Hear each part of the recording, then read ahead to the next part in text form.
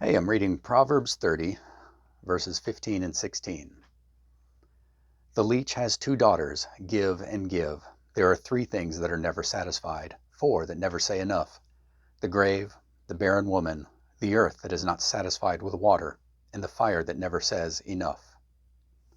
The grave, of course, is never satisfied because no matter how many people die, there's always room for more.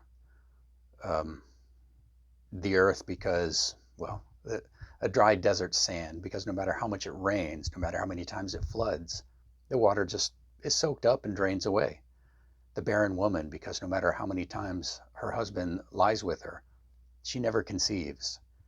And the fire is never satisfied because every time you add fuel, it just burns that up too. The fire will never stop until the fuel stops.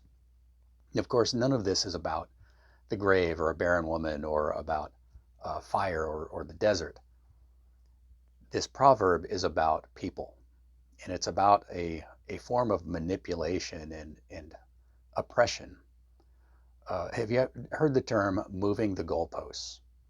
This is the name of a logical fallacy and a method of manipulation in which the terms of success are continually moved so that you can never really reach the goal. Um, when you, if someone says, if you can do this, I'll be happy. You do that, and they say, well, if you can just do this little bit more, I'll be happy with that. Let me give you a non-controversial example. Um, if I ask you to wash my car, and I say, I'll know the job is done when I can see my face in the polished metal. So you wash my car, you shine it up, you dry it so there's no spots. I go outside and I say, hey, you didn't clean the dashboard. But that's not one of the terms that I gave you. I didn't say clean the inside of the car. I didn't say the job is done when the dashboard is clean. You clean the dashboard, maybe use some Armor All. And then I say, hey, you forgot to vacuum the carpets. So then you vacuum the carpets.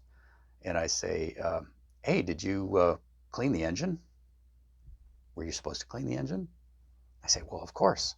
The car's not clean until the engine's clean. So you clean that. I say, did you put some fuel line treatment in? Because, the car's not clean until the fuel lines are clean. So you do that. And then I say, did you flush the radiator? Because, there's dirt in there. This is an example of someone continually moving the goalposts. And maybe a little bit by bit, it might seem reasonable. But when you look at the original goalposts, the original criteria for success, and then you look at where you've come, it's crazy. It's clearly beyond the pale. Um, People do this because they are greedy. They want more than they know that they can get, so they will um, plan to move the goalposts, or they want you to feel less than they are. They want you to feel like you're inferior. So they act like you're stupid for not knowing that this was the real goal all along. Or the real goal is to accumulate power. And so they say, well, if you only compromise on this thing here, then, we'll have peace. And, you compromise on that, and they say, well, the world still isn't right. We need to compromise on this other thing. But before long, after compromising and compromising and compromising with the other side, them never giving any ground to you, eventually you've given up everything. And that's the nature of fire. It will burn and burn and burn until you remove the fuel. And that's the secret with dealing with someone who is constantly moving the goalposts like this. Once you've learned that someone behaves this way, whether they do it on purpose or not, the only way to really combat it is to remove the fuel. Stop playing their game. Stop giving in. Oh, you haven't flushed the brake lines. No, not going to do that. Sorry, I washed the car. We're done. That's what you have to do. You have to stop compromising at some point. You have to stop giving in and feeding their fire, because eventually you will be entirely enslaved and they will have everything.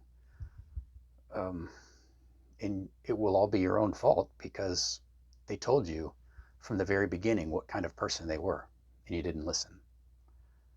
So when you see somebody who is always asking for more, always asking for compromise, and never giving anything comparable, never satisfied with what they said they would be satisfied with, that's some serious warning signs.